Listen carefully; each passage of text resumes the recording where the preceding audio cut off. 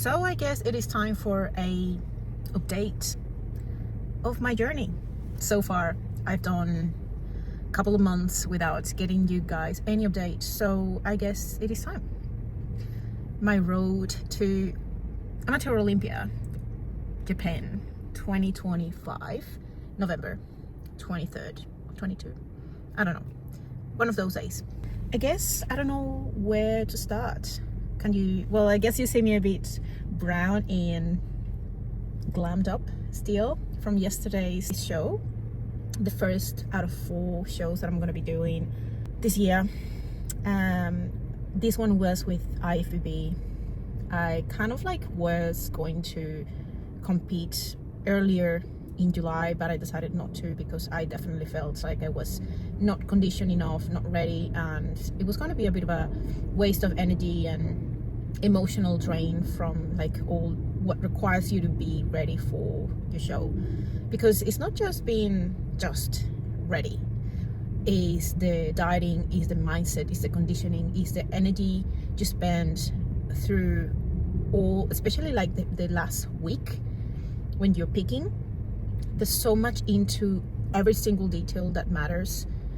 Plus you have to be super dialed in. You have to do your training, your cardio, your rest, your planning, super compliance, a big amount of compliance with your nutrition, then just planning everything that goes into show day, and then being on show day, picking right on the dot, having everything planned, timely. It's a lot of energy that goes into it, and on top of the emotions, on top of your thoughts, on top of the financial investment that goes into it as well, because it is the show, it is the division, it is the registration, the pass for the person that is going to be with you, your coach, your bikini, the tan, the makeup, the time you spend the entire day preparing all of those things for just 5 minutes on the stage. So it goes a lot into every single show.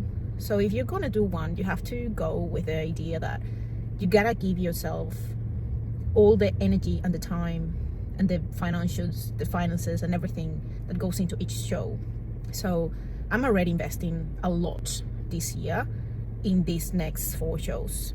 Actually, I was gonna do 3, but I was pulled into last 1 minute show that goes after my second show, and I want to do it because, first of all, I could potentially be very competitive for that one. I've never done that federation before, and it is the first time they're going to do a pro wellness show. So if I do win the opens, I can potentially get my pro card in that federation as well.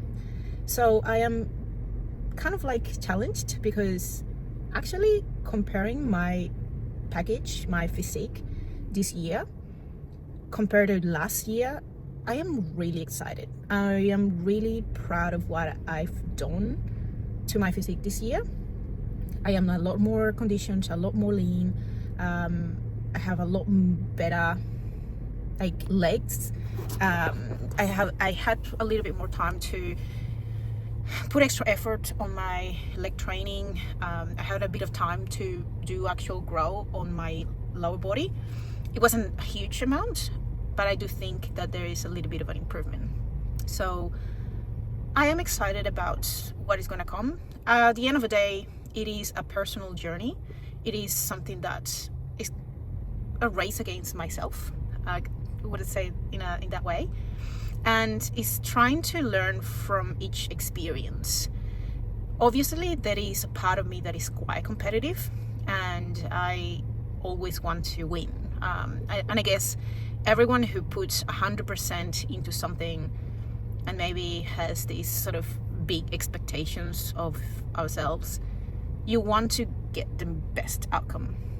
But I know that it is all relative and depends so much on the day, who shows up on the day, what is the lineup like, what is the quality of that lineup. Yesterday's show, for example, in IFBB, I am glad that I didn't go with that huge amount of expectations. I just went and was just thinking, I'm gonna just do the best I can and present my best package for that first show. I'm not going to burn myself out just yet because I still have 3 to go further to do, and this one literally is just to do a bit of a warm-up show. It is important to me because I want to see how I compare against my last year's show, because it was my first show last year, and I just feel when I look back at my photos, I'm not very happy about the package I presented. Obviously, I didn't know what to expect. It was the first show. It was the first time I was doing it, so I can't ask myself so much from myself. So I guess this time I just wanted to do better. Secondly, there was a bigger show lineup, and the quality of the physiques were, in my opinion, and I guess out of the results that can speak on their own, the conditioning was a lot better, and the quality of the lineup was a lot better than last year. And despite that, I was able to get 3rd place in my novice category, and in open I just didn't get to that 3rd place, 2nd or 1st, but I'm happy with how I did. Probably could have been 4th or 5th, top 5 potentially. Would probably ask judges feedback about it to see if there's any additional information I can get out of that placing for opens, because they only call 1st, 2nd and 3rd. They don't do 4th, 5th or 6th place. But I assume that I could potentially fall into either 4th or 5th place, maybe. I don't know. Maybe. I'll ask about it actually. I didn't think about it until now. But overall, I'm very happy about it. And this is my initial reflection upon what I feel like I am right now. This time, comparing my experience, my picking, my overall prep for this first show, it was so different. First of all, because the amount of food noise that I had this time was so much lower.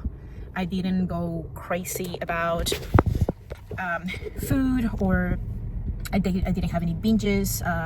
I struggled a lot with some overeating and like loss of control a few times, if I'm honest, on my last prep, and that was a huge thing that I think was setting me backwards, especially on my physique, and I'm a lot more bloated. I struggled a lot with that core control, and overall, like, it was also a lot more lonely in terms of like the prep. This prep for this show, I was fortunate enough to find a coach and someone to support me locally. That especially because of that time zone difference, my first coach was in the United States, and it was just really hard to get that timely support when I needed it, when I had a question, when I was struggling with something. You know, you can be a coach, but you're also an athlete, and you're going through same shit that every single human goes through, every single athlete goes, and having someone that can just call you out, give you another perspective, or just even if it's just validate you, give you reassurance that whatever you're doing, however you're looking visually, your physique, feedback, that sometimes can be a big difference, make a big difference if you're doing that with someone that can actually coach you and be there for you, rather than you doing it yourself. Because I am going to be super hard on myself 100% all the time, and I could be a lot more extreme in certain decisions if I feel like I have fucked up, if I failed, if I've done something that I know or I think it was not right.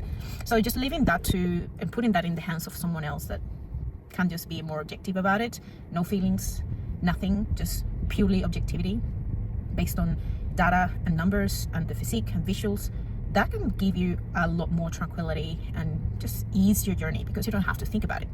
So this was really helpful, because obviously I was able to not think. I just left everything at hands of my coach, and I was just doing whatever he told me I would do, and I just did it that way.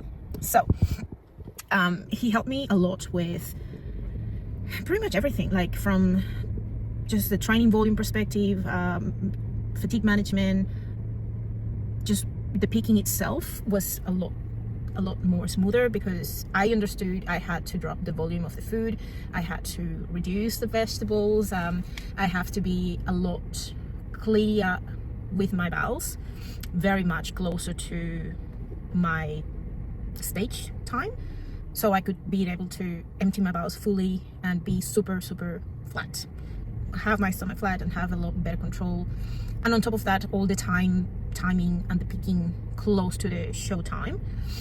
It was incredible to have my coach there with me, standing and almost like feeding me and telling me, you fucking have to eat this shit, even if I didn't want to or I was not hungry. And because I was so distracted, I literally, since I arrived at the venue all the way up until showtime, I had no time to even lay down or sit down. I was like, got there, time for my third cut of 10, then pretty much that went straight into the makeup, the hair, and then literally just doing some check-ins of the physique, the posing, putting on the suit, taking extra checking photos to make sure I was on point with the physique, if I needed more carbs. And I just didn't have to think about any of that. And my coach was just right there with me saying, hey, it's time, you gotta do this right now. If we don't do it, we can't peak it on the right time. So it was all nice and helpful because of that. So I can't thank enough my coach Jono, because it's really been a game changing for me this time around. And now this is my first show.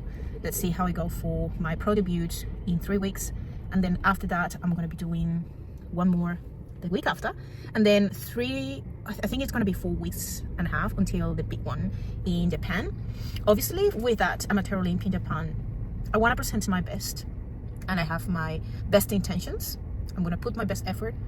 I don't know what's going to happen anyways. I don't want to go with huge expectations of winning anything, but again, I always have that in the back of my mind. I really want to play somehow, but I want to also have fun, experience what it's like to be in another country, which I'm actually very anxious about, because I've never been in Japan, first of all. Secondly, is everything in Japanese, and just the fact of the experience of just registering in for the show, it was such a challenge, because the page is in fucking Japanese, and the translation of the page is not necessarily very accurate, and sometimes when you click on the next thing that you need to do, the next step you gotta follow is in Japanese and not necessarily in English, and so it's very overwhelming. It can feel super overwhelming and confusing. You don't want to fuck it up. You want to make sure you're doing the right thing, and that you're not clicking or registering the thing that is not the right thing. So it's been overwhelming, on top of the idea that you don't know where, like, I have the address of the venue, but I have no fucking clue where it is, and it seems like it's very far away from the city center of Tokyo itself. So it's just like the logistics of where am I going to stay, where is it decently a good place to just also do sightseeing, do the city, have food available that is adequate for the peak week. Oh man, it's just so many details, and then you want to do everything right. So I will keep you guys posted. I think this is just a basic update because I feel very irresponsible. I promised I would do very frequent updates of my journey since I started this road to Amateur Olympia Japan 2025, and I have done like 3 or 4 videos that I did at first, and then I stopped. And I guess it was so overwhelming with everything that was happening with my business, life changes, lots of different things happening, that I just said, like, I don't have the right headspace to do videos and to be speaking about everything right now. So I apologize for just taking so much time to do another update, but I hope this is kind of like giving you all that little extra information that I was missing from my last update. And if you do have any updates, any questions about my prep, any questions that I probably have missed, which I probably have, because I obviously haven't done or spoken about specifics of my cardio, my training, my steps, which is something that I can go and delve a lot deeper into later on. Ask them in the comments. If you do have any questions for me about anything, just let me know. And I see you guys in the next update.